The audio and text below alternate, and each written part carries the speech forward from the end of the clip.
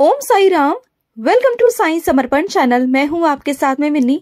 और जैसा कि आपने थंबनेल पर पढ़ लिया होगा कि आज का टॉपिक क्या है और मैं आपको आज कौन सा मंत्र देने वाली हूं, ये आपने वीडियो के ऊपर ही पढ़ लिया होगा, यानी कि साई का गुप्त साई मंत्र। ठीक है, जैसे कि मैंने आपको चैनल पर बहुत बार कष्ट निवारण मंत्र बताया, स्तवन मंजरी बताया, मैंने आपको साई सा चरित्र बताई और मैंने आपको साई गायत्री मंत्र बताया, जिसके अपने अपने प्रभाव हैं, अपने अपनी शक्तियां हैं।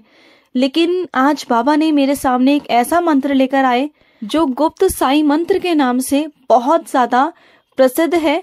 ये बाबा का मंत्र है और इस मंत्र के प्रभाव से बड़ी मुश्किलें, बड़ी से बड़ी परेशानियां खत्म हो जाती हैं। इसका इतना प्रभाव है, इतनी शक्ति है, इसका इतना प्रभाव है कि हर एक चीज आपकी असंभव संभव बन सकती है। इसका इतना प्रभाव है कि अगर आप जाप करेंगे ना, तो इससे आपकी सारी समस्याएं दूर हो सकती है। बस आपको मंत्र जो है ना, वो श्रद्धा से, भाव से करना होगा, विश्वास से करना होगा। अगर आप ये सोचो कि मैं बस मंत्र जाप करूं और मेरा ध्यान ना हो, तो ऐसा नहीं चलेगा। और मंत्र ध्यान करते समय ना, आपको कुछ बातों का ध्यान रखना होगा। पहला तो ये है कि आपको सुबह ब्रह्म मुहूर्त में इसका जाप करना होगा। अगर आप सुबह सुबह करेंगे ना ब्रह्म मुहूर्त में, तो इसका लाभ बहुत अत्यधिक होगा, क्योंकि सुबह सुबह ना ईश्वर की शक्तियां होती हैं। वैसे तो पूरा दिन ही होती हैं, लेकिन सुबह कहते हैं ब्रह्म मुहूर्त में ना शक्तियां दुगनी चौगनी होती हैं और धरती पर ईश्वर आते हैं, स्वयं आते हैं, उनकी कृपा बरसती है। अगर आप सुबह सुबह करेंगे ना, तो इसका प्रभाव आपको दुगना चौगना मिलेगा। वैसे आप दिन में कभी भी कर सकते हैं। और सुबह का ये भी है कि सुबह शांति बहुत होती है। और अगर आप कोई भी पूजा कर रहे हैं, किसी भी मंत्र का जाप कर रहे हैं, तो वो एकांत में करेंगे ना, तो वो आपके लिए बहुत बेनिफिशियल होगा, बहुत फायदेमंद होगा। और सुबह का समय एक ऐसा समय होता है कि ऑलमोस्ट लोग सो रहे होते हैं, जो जाग रहे होते हैं, उनका ध्यान जो है वो ईश्वर में लगता है। जितने भी आपने संत महात्मा सुने होंगे, वो सब जब पूजा पाठ करते थे, आराधना करते थे, ध्यान करते थे, तो उनका समय ऐसा ही होता था। रात के 12 बजे के बाद से, यानी कि 1 बजे से लेकर सुबह के 5 से 6 बजे के बीच तक। ठीक है, तो ये समय वो चुनते थे, क्योंकि वो जानते थे कि इस समय पर ना दुनिया सोती है और इस समय पर ही ना ईश्वर की शक्तियां जागृत होती हैं। ईश्वर जागृत होते हैं, धरती पर आते हैं, जिसे ब्रह्म मुहूर्त कहा जाता है। और जो लोग पंजाबी होते हैं, सरदार होते हैं, उनमें अमृत वेला कहा जाता है। तो चाहे किसी भी कोई कास्ट का हो, चाहे वो सिख हो या हिंदू हो, ठीक है, तो मैं दोनों के लिए बात कर रही हूँ। सिख अपने अमृत वेले को संभालते हैं और हिंदू सुबह ब्रह्म मुहूर्त को संभालते हैं। और जो ये सुबह का जो वक्त होता है ना, इसे संभाल लेते हैं ना, ये बहुत ही बहुत फायदेमंद होता है। जैसे कि मैंने आपको बताया, पंजाबी में अमृत वेला कहा जाता है, यानी कि अमृत और वेला मतलब समय, सुबह का अमृत वाला समय। सुबह का जो समय होता है ना, वो अमृत होता है, अमृत। और ब्रह्म मुहूर्त में भी यही कहा जाता है कि ब्रह्म वाला मुहूर्त है। ब्रह्म यानी कि ईश्वर, उनका मुहूर्त है। ठीक है, तो दोनों का ही सेम मीनिंग होता है, लेकिन बस उनके अर्थ अलग अलग हैं, शब्द अलग अलग हैं। लेकिन जो सुबह का समय है ना, ये बहुत ज्यादा बेनिफिशियल होता है। अगर आप सुबह के समय में पूजा पाठ करते हैं ना, तो इसकी कोई होड़ ही नहीं है, इसकी कोई होड़ नहीं कर सकता। तो अब आते हैं टॉपिक पर। टॉपिक ये है कि जब आप इस मंत्र का जाप करोगे, तो आपको एकांत का माहौल चाहिए। आपको सुबह सुबह उठना है 5-6 बजे के बीच में। और अगर इससे भी पहले अगर आप उठ सकते हैं, तो वो बहुत अच्छी बात है। जिनका नियम है कि वो ब्रह्म मुहूर्त में उठते हैं, जिनका नियम है कि वो अमृत वेले में उठते हैं, तो वो जरूर उठें और उस समय स्नान करने के बाद इस मंत्र का जाप करें।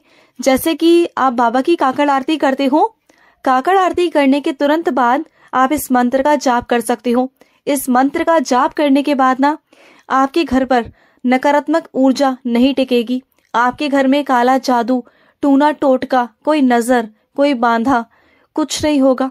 मैंने सुना है ऐसा, कई लोग कहते हैं कि हमारे घर को बांध दिया है, हमारे घर में शादी नहीं हो रही, हमारे घर की शादी को बांध दिया है, हमारे घर के बच्चे नहीं हो रहे, बच्चों को बांध दिया है। ऐसी बहुत तरह तरह की बातें मैं सुनती हूँ और मैं इन सब चीजों को वहम मानती हूँ। ये चीजें होती हैं, लेकिन ईश्वर से बड़ा कोई नहीं होता। मैं कुछ नहीं मानती, क्योंकि जहाँ आपके घर में आपके साईं हैं, आपके ईश्वर है, वहां पर नकारात्मक ऊर्जा टिक ही नहीं सकती। और फिर भी अगर आपके मन में ऐसा है कि ऐसा है, तो फिर आप इस मंत्र का जाप करें, आपके घर में कुछ भी नहीं टिकेगा। मैं इतना कहूंगी कि जो भी नकारात्मक नेगेटिविटी जो भी है वो आपके घर में नहीं रहेगी। जो नेगेटिव है, जो नकारात्मक ऊर्जा है, या फिर कई लोग आपके घर में ऐसे होंगे जिनका माइंड हमेशा नेगेटिव चलता होगा, या फिर आपके सगे संबंधी, आपके आस पड़ोस वाले जिन्हें आप अपने घर में आने से रोक नहीं सकते हैं, उनके माइंड बहुत नेगेटिव होते हैं।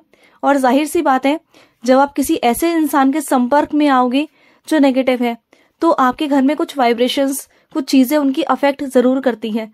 ठीक है, तो आपको ऐसे लोगों से भी बचना है। जो लोग नेगेटिव होते हैं, जो लोग नकारात्मक होते हैं ना, ऐसे भी लोगों से आपको बचना है। मैं हमेशा आपसे कहती हूँ कि जहां पर नेगेटिव बातें हो ना, जहां पर ऐसी बातें हो जहां पर आपको निंदा सुनाई जा रही हो, किसी की निंदा की जा रही हो, वहां से हट जाओ। क्योंकि जितना पाप निंदा करने में है, उतना निंदा सुनने में भी है। आपके कान जो सुन रहे हैं ना, वो आपके अंदर जा रहा है। चाहे आप बोलो, चाहे आप सुनो, बात वही है कि वो आपके अंदर है। और आपके अंदर गंदगी नहीं होनी चाहिए, बिल्कुल नहीं होनी चाहिए, क्योंकि आपके अंदर ईश्वर है, आपकी आत्मा पवित्र है। आपको अपनी आत्मा को गंदा नहीं करना, किसी की भी बातों में आके नहीं करना है। आपने हमेशा अच्छे बन के रहना है, बाबा के बच्चे बन के रहना है, और हमेशा अच्छा ही करना है। ठीक है, तो चलिए मैं आपको मंत्र बता देती हूँ। आपको सुबह स्नान करना है, उसके बाद में आपने काकड़ आरती करनी है, और काकड़ आरती के तुरंत बाद आपने जो दिया आरती के लिए जलाया होगा वो तो अलग दिया होगा, आपने एक दिया और जलाना है मंत्र के लिए।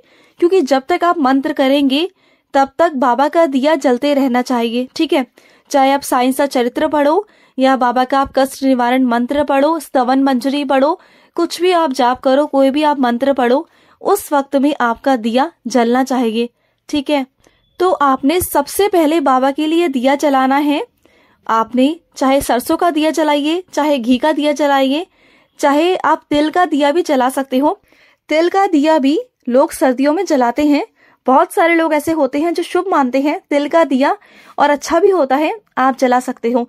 आप सरसों का दिया भी जला सकते हो, आप तिल के तेल का दिया भी जला सकते हो, और आप घी का दिया भी जला सकते हो। ठीक है, आपने ये दिया बाबा के आगे जलाना है, बाबा के आगे हाथ जोड़ने हैं, बाबा से कहना है कि बाबा मैं आपका मंत्र जाप करने जा रहा हूँ या जा रही हूँ, मुझे एकांत माहौल दे बाबा, और एकांत माहौल में बैठकर बाबा मेरा एक मन एक चित हो, ऐसा बोलकर बाबा के आगे बैठिए और बाबा का मंत्र जाप करिए।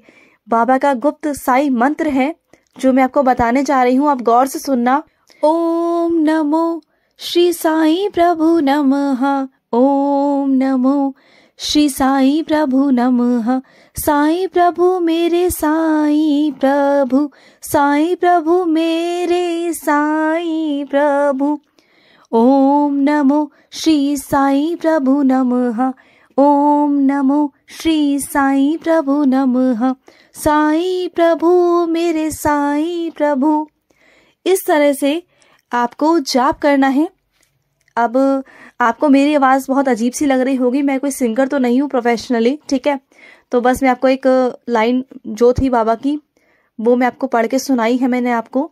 आप अपने अकॉर्डिंग आप बोल कर सकते हो, आप गाकर कर सकते हो, आप कीर्तन कर सकते हो, आप भजन गाकर कर सकते हो, जैसा आपको सुटेबल लगे, जैसा आपको अच्छा लगे, जिसमें आपको आनंद आए, वैसे आप करो। ठीक है, और आपने इस मंत्र का जाप करना है। चाहे आप इस मंत्र को आप काउंट कर करिए, चाहे आप माला के द्वारा करिए या अनकाउंटेबल करिए, बिना गिने करिए, वो आप पे डिपेंड करता है। लेकिन बस मैं आपको इतना कहूंगी, चाहे आप 5 मिनट करें, 10 मिनट करें, 1 घंटा करें, लेकिन उस वक्त में आपको एकांत का माहौल होना जरूरी है। आपका एक मन एक चित होना जरूरी है। ये नहीं कि आप घड़ी की तरफ देख रहे हो कि कब खत्म होगा, कब खत्म होगा। तो ऐसी चीजें असर कभी नहीं करेंगी, कभी नहीं करेंगी। चाहे मैं नहीं कह रही कि आप 1 घंटा करो या 5 मिनट करो, आप 5 बार करो, सिर्फ 5 बार, लेकिन उस 5 बार के अंदर आपका ध्यान सारा उस मंत्र की तरफ होना चाहिए, बाबा की तरफ होना चाहिए, ना कि किसी चिंता की तरफ। ठीक है, कि आपको ये करना है, आपको वो करना है, आपको यहाँ पर जाना है। आप अक्सर नोटिस करना, जब भी हम पूजा करने बैठते हैं ना, जब भी हम मंत्र जाप करने बैठते हैं ना, उसी वक्त हमें दुनिया के सारे काम याद आते हैं। कभी आप नोटिस करना, ऐसा नहीं है कि मैं आपके लिए बोल रही हूँ, मैं अपने लिए भी बोल रही हूँ, मैं भी इसे में इंक्लूडेड हूँ। जब भी हम पूजा पाठ करने बैठते हैं ना, उसी वक्त हमें याद आता है कि अरे मैंने वो काम नहीं किया, मैंने वो काम नहीं किया, वो काम मेरा पेंडिंग रह गया है। तो वो सारे काम आपको उसी वक्त याद आते हैं। तो हमें ना सारे काम कर कर बिल्कुल एकांत मन से बैठना है। इसलिए मैं आपको सुबह सुबह बैठने के लिए बोल रही हूँ, क्योंकि सुबह का मन ना हमारा शांति वाला मन होता है। उस वक्त हमें कोई टेंशन नहीं होती, उस वक्त कोई चिंता नहीं होती। बस सुबह उठकर स्नान कर कर ना हमारा मन सुबह बहुत जल्दी अच्छे से लग जाता है, मन एकदम से एक चित हो जाता है। वैसे आप दिन में कभी भी कर सकते हो, लेकिन आपका मन एक जगह एक चित होना चाहिए, ठीक है। तो मैं आपको बता रही थी कि जब आप मंत्र जाप करने बैठे तो उस वक्त में ना आपका मन बिल्कुल मंत्र की तरफ होना चाहिए, ना कि घड़ी की तरफ। तो आप जितनी बार भी करो, चाहे आप काउंट करो, अनकाउंटेबल करो, चाहे आप एक माला के द्वारा करो, चाहे आप कैसे भी करो, जैसा आपको अच्छा लगता है, जैसे आपको समझ में आता है, जैसे आपको सहूलियत मिलती है। अपने शरीर को कष्ट देकर बिल्कुल भी ना करें। अगर आपको लगता है कि ठंड हो रही है, आप मंदिर में बैठकर नहीं कर सकते हो, तो आप अपने कमरे में बैठकर करो, आप अपने बिस्तर पर बैठ के करो, कोई प्रॉब्लम नहीं है। साईं को सब पता है, उन्हें सब पता है, वो हमारी साईं माँ है, उन्हें सब पता है कि हमारा शरीर नहीं निकाल पाता, ठीक है। तो आपको जैसे सही लगता है वैसे करो। भगवान स्ट्रिक्ट नहीं है, बस ये जो नियम कानून है ना, जो विधि विधान है, वो सब इंसानों के बनाए हुए हैं। ईश्वर कभी भी स्ट्रिक्ट नहीं होते, ईश्वर तो हमेशा दयालु होते हैं। वो हमारी साईं माँ है, वो हमसे बहुत प्यार करती है। तो जैसा आपको ठीक लगता है वैसे आप करिए। और एक चीज और मुझे कहनी थी आपको, जब आप इस मंत्र को जाप करने बैठेंगे ना, तो जो अदृश्य शक्तियां होती है ना, वो आपके आसपास आ जाएंगी, वो ऊर्जा उत्पन्न हो जाएगी, वो शक्ति उत्पन्न हो जाएगी, जो आपको एहसास भी होगा कि हाँ, आपके आसपास वो शक्ति जागृत हो गई है मंत्र के द्वारा। वो मंत्र, वो शक्तियां आपकी रक्षा करेंगी, आपके परिवार की रक्षा करेंगी, आपके पूरे घर पर ना रक्षा कवच बनकर रहेंगी, और जितनी भी नेगेटिव एनर्जीज होंगी ना, वो भाग जाएंगी। और एक चीज और है, जब आप इस मंत्र का जाप करने बैठेंगे ना, तो आपको बहुत सारी विपदाएं भी आएंगी, परेशानियां भी आएंगी, क्योंकि जो नेगेटिव चीजें होती है ना, वो आपको रोकने का काम करती हैं कि आप ये ना कर पाओ, जिससे कि उन्हें ना जाना पड़े, आपके घर से ना निकलना पड़े। लेकिन आपने क्या करना है, आपने ढीठ बनकर, जिद्दी बनकर डटे रहना है और इस मंत्र का जाप करना है। क्योंकि जब भी हम कुछ अच्छा काम करने जा रहे होते हैं ना, तो विघ्न बहुत सारे आते हैं, परेशानियां बहुत सारी आती हैं। तो मैं पहले से ही आपको बता दूं कि आप सोचो कि आप मंत्र जाप करने बैठ रहे थे और आपसे हो नहीं पाया, कोई प्रॉब्लम आ गई, तो आप मुझे बोलोगे कि दीदी मैं नहीं कर पाई या मैं नहीं कर पाया, अब आप मुझे कोई उपाय बताओ। तो मैं आपको पहले से ही बता दूं कि मुझसे आप मत पूछना दोबारा से, मैं आपको पहले ही बता रही हूँ कि करने पर आपको बहुत सारे अड़चने आएंगी। आप समझ जाना कि नेगेटिव चीजें आपको रोक रही हैं, लेकिन फिर भी आपने करना है, आपने रुकना नहीं है, आपने करना है। क्योंकि जब वो चीजें बाहर निकलेंगी ना आपके घर से, तो वो आपको एक बार डराएंगी, धमकाएंगी कि आप ना करो, क्योंकि वो नहीं चाहेंगी आपके घर से निकलना, आपको परेशान करेंगी। लेकिन आपको डटकर साईं मंत्र का जाप करना है, गुप्त साईं मंत्र का जाप करना है, फिर बाबा आपको अपनी लीला भी दिखाएंगे, देखना आप।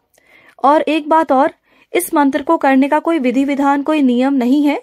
बस मैं आपको सुबह का इसलिए बोल रही थी क्योंकि सुबह जो होता है ना, अच्छा मन लग जाता है, एक चित हो जाता है।